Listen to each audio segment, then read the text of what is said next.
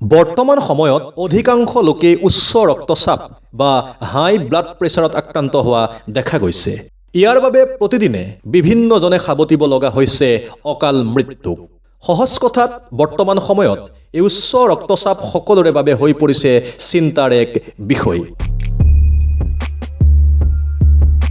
আমি আজি আপোনালোকক জনাবলৈ ওলাইছো উচ্চ ৰক্তচাপত আক্ৰান্ত লোকসকলে খাব লগা এনে 5বিধ পাচলিৰ বিষয়ে যি উচ্চ ৰক্তচাপ নিয়ন্ত্ৰণ কৰা বা হ্ৰাস কৰাত যথেষ্ট সহায় কৰে।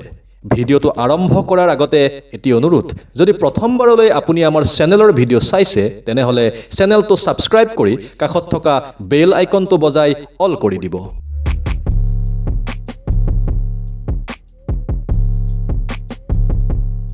উচ্চ ৰক্তচাপ নিয়ন্ত্ৰণত সহায় কৰা প্ৰথমবিধ খাদ্যবস্তু হ'ল পালেং শাক।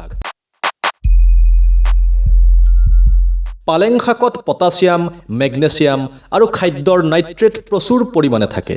এই সকলোবোৰৰ উপাদানে ৰক্তবাহী নলী শিথিল কৰা আৰু ৰক্ত সঞ্চালন উন্নত কৰাত ভূমিকা পালন কৰে। ইয়াৰ পটাছিয়ামৰ পৰিমাণে শৰীৰৰ পৰা অতিৰিক্ত ছডিয়াম আঁতৰ কৰাত সহায় কৰে, ফলত ৰক্তচাপ নিয়ন্ত্ৰণত থাকে। উচ্চ ৰক্তচাপ নিয়ন্ত্ৰণত সহায় কৰা দ্বিতীয়বিধ খাদ্যবস্তু হ'ল গাজৰ। গাজৰত ক্ল'ৰজেনিক, পিকমাৰিক, কেফেইক এচিডৰ দৰে ফেনলিক যৌগ প্ৰচুৰ পৰিমাণে থাকে। নিয়মিতভাৱে কেঁচা গাজৰ খালে বা সেৱন কৰিলে ৰক্তচাপৰ মাত্ৰা হ্ৰাস পাব পাৰে।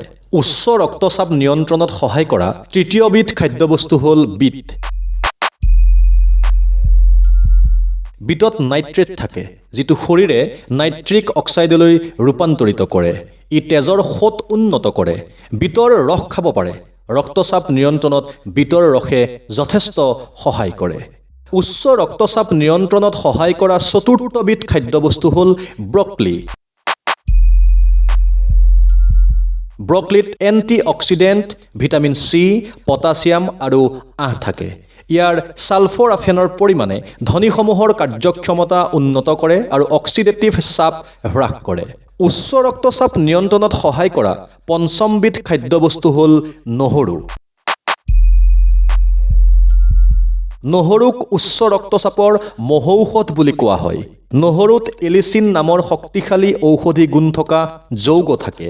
ই নাইট্ৰিক অক্সাইডৰ উৎপাদন বৃদ্ধি কৰে, ধমনীবোৰ শিথিল হোৱাত সহায় কৰে।